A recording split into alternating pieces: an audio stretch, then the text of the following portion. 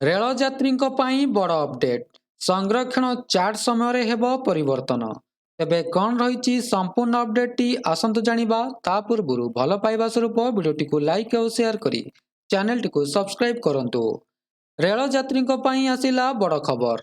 वर्तमान भारतीय रेलवाई यार संरक्षण चार्ट प्रस्तुत करने को नहीं बड़ परिवर्तन करने को जाउछि। रेलवाईर संरक्षण चार्ट दुई थर प्रस्तुत करा जाए। प्रथम ट्रेन छाड़बार 4 घंटा पूर्व एवं द्वितीय ट्रेन छाड़बार 30 मिनिट पूर्व एमितिरे तत्काल किंबा प्रीमियम तत्काल यात्री को अनेक समस्यार सम्मुखीन होगाक पड़ता है। वर्तमान ट्रेन छाड़बार 5 मिनिट पूर्व चूड़ांत संरक्षण चार्ट प्रस्तुत करा जाउछि।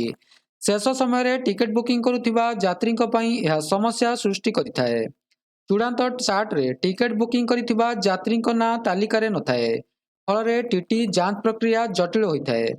संरक्षण चार्ट 15 मिनिट पूर्व प्रस्तुत हेले उभय यात्री एवं टीटी सुविधा होता है।